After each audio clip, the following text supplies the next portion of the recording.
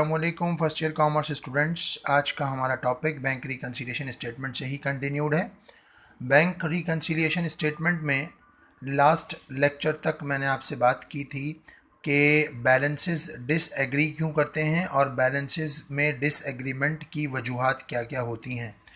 हमने इनके बारे में बात की थी। आज हम इस डिसएग्रीमेंट के कॉजेज़ के बारे में डिटेल में बात करना चाहेंगे और उसके बाद हम समझेंगे कि कौन कौन से ऐसे आइटम्स ऑफ अकाउंट हैं, कौन कौन से ऐसे बैलेंसेस हैं जिनकी वजह से कैश बुक के बैलेंस का रिकॉर्ड और बैंक स्टेटमेंट के रिकॉर्ड में एक डिफरेंस आता है, जिसकी वजह से दोनों बैलेंसेस टैली नहीं हो पाते।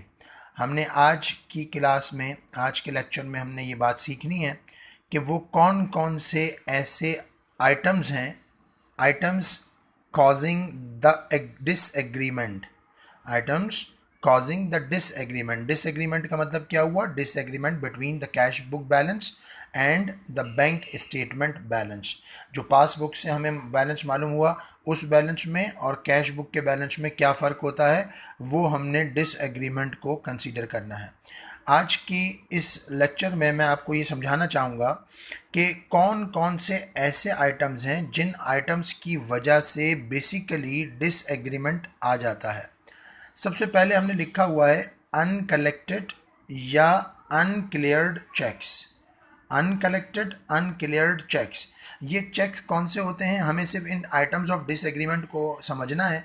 अगर हम इन डिसएग्रीमेंट के आइटम्स को समझ गए तो हमें बैंक रिकन्सिलिएशन बनाने में सिर्फ प्लस और माइनस करना होगा। हमें ये बात अच्छी तरह से मालूम हो जाएगी कि हमें किस चीज़ को प्लस करना है और किस चीज़ को माइनस करना है। अनकलेक्टेड चेक्स कौन से चेक्स होते हैं? ये वो चेक्स होते हैं जो चेक्स हमें यानी बिजनेस को किसी भी पार्टी से चेक की शक्ल में कलेक्शन हुई और वो चेक आपने जमा करवा दिए अपने बैंक के अंदर। जिस दिन आप अपने बैंक में चेक जमा करवाते हैं उसी दिन आप एक जर्नल एंट्री पास करते हैं अपने जर्नल के अंदर, और वो जर्नल एंट्री अक्सर क्या होती है? बैंक डेबिट और कैश क्रेडिट। बैंक डेबिट कर देते हैं आप और कैश को क्रेडिट कर देते हैं। ये किस सूरत में करते हैं?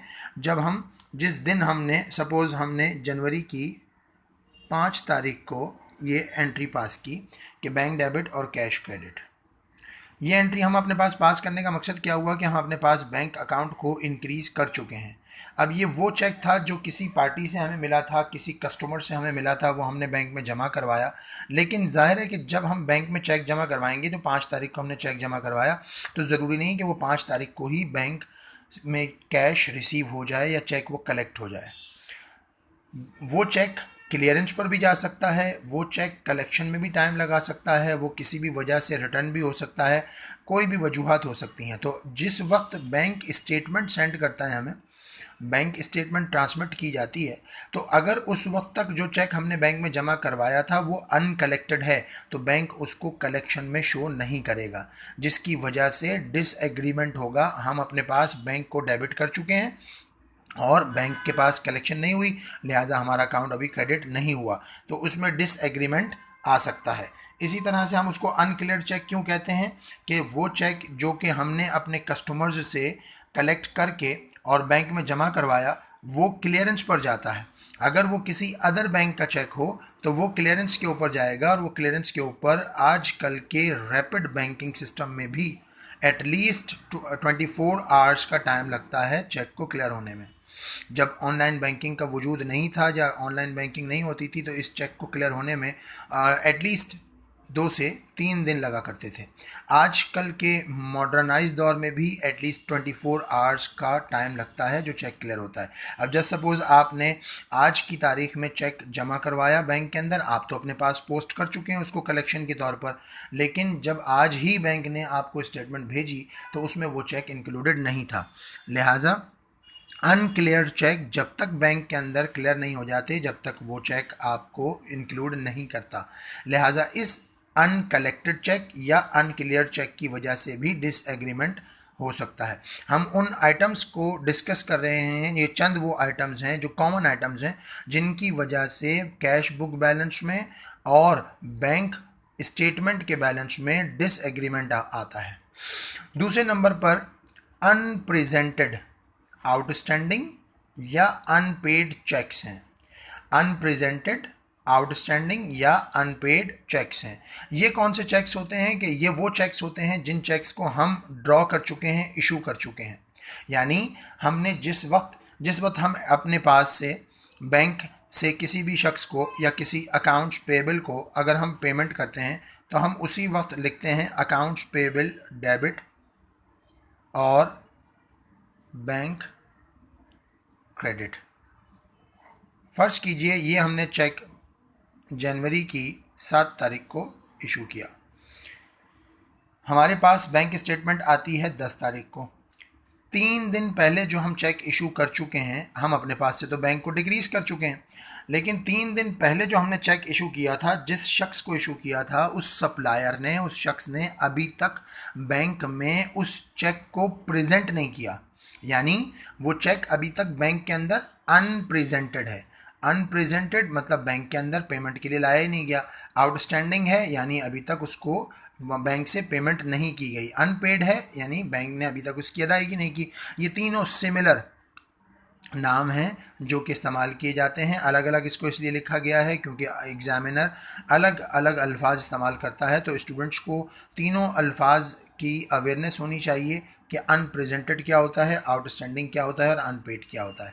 ये तीनों वही चेक्स हैं जो कि पार्टीज़ को या सप्लायर्स को इशू किए जा चुके हैं by the business, but these checks have not been presented, are outstanding or are unpaid by the bank।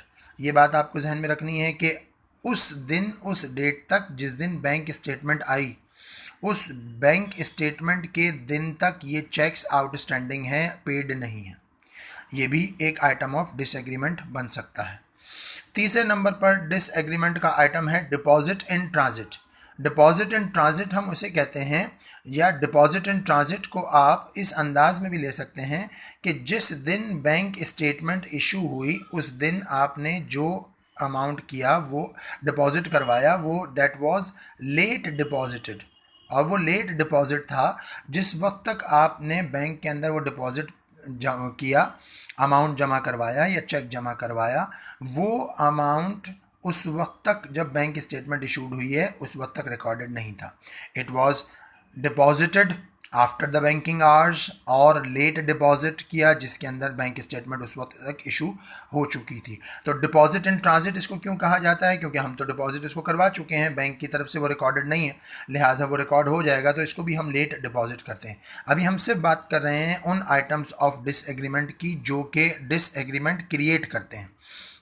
इसी तरह से फिर बैंक सर्विस चार्जेस, और एक हम मिस कर चुके हैं डायरेक्ट डिपॉजिट बाय कस्टमर्स। अब हम बात कर रहे हैं डायरेक्ट डिपॉजिट बाय कस्टमर्स की। तो डायरेक्ट डिपॉजिट बाय कस्टमर्स क्या होता है? हमने अपने अकाउंट हमने कस्टमर्स को अपना अकाउंट नंबर गिवन होता है कि जनाब आपने जब भी पेमेंट करनी है तो आपने हमारे अकाउंट के अंदर पैसे जमा करवा देने हैं, या ऑनलाइन ट्रांसफ़र कर देना है, या फिर किसी भी किस्म का मैनुअली आपने उसको डिपॉजिट करवा देना है। गर्ज ये कि जो डायरेक्ट डिपॉजिट होती है कस्टमर्स की तरफ से, वो बैंक के अंदर तो पैसे आ चुके होते हैं, बैंक तो उसको रिकॉर्ड कर चुका होता है, लेकिन हमें उसका इंटीमेशन उस वक्त होता है, उस वक्त पता चलता है जब हमें बैंक स्टेटमेंट मिलती है कि हमारे फ़लाने कस्टमर ने, हमारे किसी एक कस्टमर ने पैसे बैंक के अंदर जमा करवा दिए। तो जिस वक्त डायरेक्ट डिपॉजिट बाय कस्टमर्स का हमें रियलाइजेशन होगा, अब बैंक हमारे कस्टमर्स की तरफ से पैसे रिसीव करने के बाद हमारे अकाउंट को इंक्रीज़ कर चुका है, हमारे अकाउंट को क्रेडिट कर चुका है। मैं दोबारा दोहरा देता हूं कि बैंक की तरफ से अकाउंट को क्रेडिट करने का मतलब क्या होगा? हमारे अकाउंट को इंक्रीज़ करना। इसी तरह से अगर हमने किसी भी किस्म के बैंक सर्विस चार्जेस पे करने हैं जो कि बैंक ने हमारे अकाउंट से डिडक्ट कर लिए हैं, यानी हमारे अकाउंट को सर्विस चार्जेस के नाम से डेबिट किया जा चुका है, वो किसी भी किस्म के कलेक्शन चार्जेस हो सकते हैं, लॉकर का रेंट हो सकता है, इंटरेस्ट के चार्जेस हो सकते हैं, किसी भी किस्म के बिल कलेक्शन के ऊपर वो चार्ज किया जा सकता है, किसी भी किस्म का हमें चेक बुक की सर्विसेज के लिए जो उन्होंने प्रोवाइड की, चेक बुक प्रोवाइड की, उसके सर्विस चार्जेस हो सकते हैं, किसी भी किस्म की एटीएम सर्विस चार्जेस हो सकते हैं, या किसी भी किस्म का ऑनलाइन सर्विस चार्जेस हो सकता है। कि किसी भी किस्म का जो बैंक सर्विस चार्जेस हमारे अकाउंट से डिडक्ट करेगा, वो बैंक सर्विस चार्जेस हमें किस तरह से पता चलेंगे, जब बैंक स्टेटमेंट हमारे पास आएगी। इसी तरह से इंटरेस्ट या मार्कअप, अगर इंटरेस्ट हमारे अकाउंट से डिडक्ट किया गया लोन्स पर तो उसको क्या कहेंगे, interest debited by the bank. Interest debited by the bank. अगर किसी भी किस्म का इंटरेस्ट या मार्कअप हमारे अकाउंट पे हमें डिपॉजिट पर दिया गया है तो उसको हम क्या कहेंगे, इंटरेस्ट या markup credited by the bank. Interest हो या मार्कअप हो क्रेडिटेड बाय द बैंक का मतलब क्या होगा कि वो हमारे अकाउंट में इंक्लूड किया जा सकता है। अब ये दोनों सूरतों में डिसएग्रीमेंट का कॉज बन सकता है, यानी इंटरेस्ट डेबिटेड अगर बैंक ने डिडक्ट कर लिया तो हमें मालूम नहीं था, मार्कअप या इंटरेस्ट क्रेडिटेड जो कि हमारे अकाउंट पर हमारे डिपॉजिट्स पर हमें इंक्लूड कर दिया गया वो हमें नहीं मालूम था। ये भी डिसएग्रीमेंट का एक आइटम बन सकता है। नेक्स्ट आइटम है हमारे पास cheques drawn but not recorded in cash book. Cheques drawn का मतलब क्या होगा, चेक्स इशूड। ड्रॉन का लफ्ज़ अक्सर इस्तेमाल किया जाता है चेक्स के लिए कि जब हम चेक इशू करते हैं। Cheques drawn but not recorded in cash book. कभी कभार ऐसा होता है कि अकाउंटेंट्स या फाइनेंस मैनेजर चेक्स इशू कर देता है लेकिन अकाउंटेंट उस चेक को रिकॉर्ड करना भूल जाता है या वो अकाउंट नहीं हो, जो रिकॉर्ड नहीं हो पाता, लेकिन उसका रिकॉर्ड कैश बुक के अंदर मौजूद हो, चेक बुक के अंदर मौजूद होता है काउंटर फॉलियो की मदद से। जब काउंटर फॉलियो की मदद से हम ये मालूम कर लेते हैं कि चेक किस तारीख को किस वजह से इशू हुआ था तो बैंक स्टेटमेंट के अंदर हम उसको टैली करते हैं। बैंक स्टेटमेंट में वो चेक इशूड होता है, पेड होता है।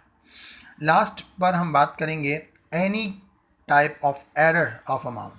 किसी भी किस्म का अमाउंट का डिफरेंस, चाहे वो बैंक की तरफ से किया गया हो या कैश बुक में किया गया हो।